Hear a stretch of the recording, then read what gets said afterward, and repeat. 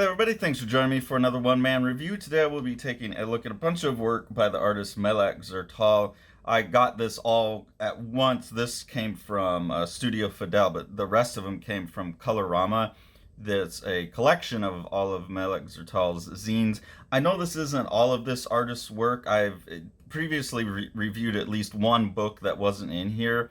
That book, I really didn't like the story, but I really enjoyed the art. So when I saw a Melek Zertal piece recently that I did like the writing on in an anthology that I got recently, I went ahead and ordered this whole set of stuff.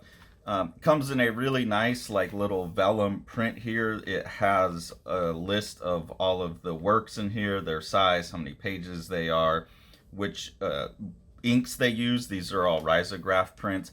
And then it comes with a nice custom little ribbon on here with the artist's name printed on it.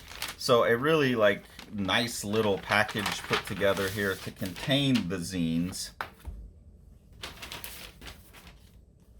And then Sleepless here is something else that just came out. So these are all pretty short. I don't want to like really spoil them all, but give you a sense of what they are.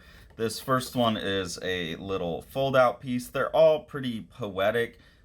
With figurative artwork, so it's not terribly poetic art, I don't think, but it's poetic writing with figurative art, all done in risographs, so you get like these custom inks. A lot of it has almost like a watercolor look to the coloration. This one here, Crescent Hills, is a story about some gals going around and collecting mushrooms. The stories are always very short, very poetic. Usually they seem like they're about girls who are falling in love or something like that, kids playing. Seems like an emotional kind of explanation of someone's life. As you can see throughout the different pieces, there's different color palettes, there's different approaches to making. So in this one, there are much more like open designs, which also adds to the poetic feel of things with two different spot colors here. A really dark warm one and then a lighter red color here. So very cool looking play with style. Also some very interesting experiments with format, like this piece here.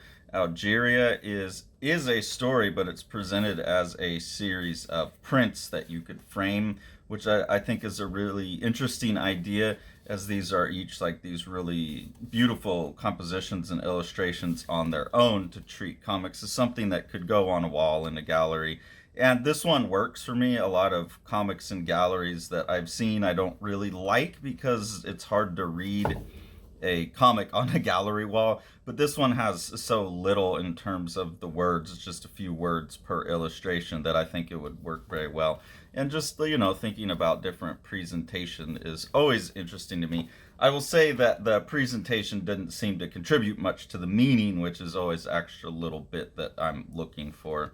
And then there's the piece Cruising. So again, you can see a lot of very like watercolory looking colors, and again, a lot of female protagonists getting to know each other, hanging out, doing things, going to the casino, eating. That seems to be like the basic story in most of them. And then the new one, Sleepless, is the strangest one, but also I think really interesting in that it's a story about Scully from X-Files.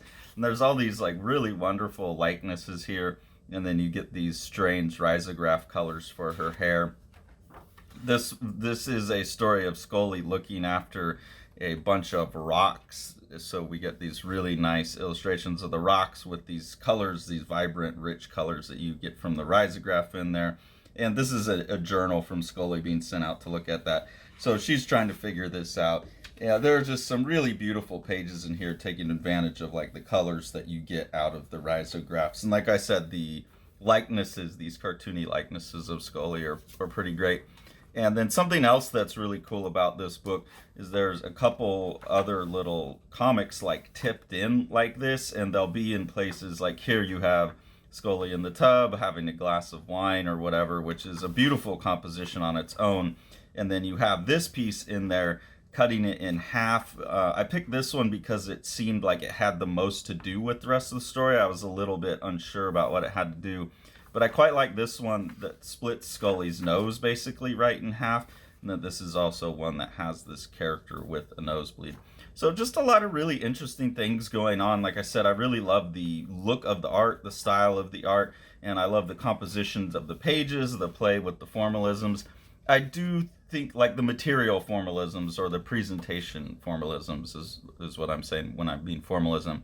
But I do think like story wise, they're all very short, and just because they are more poetic or metaphoric, they don't really stick with me totally. That's partially just my tastes as a reader, but this is an artist that I think would benefit from having a much longer work to really, or something that like ties these things together more clearly.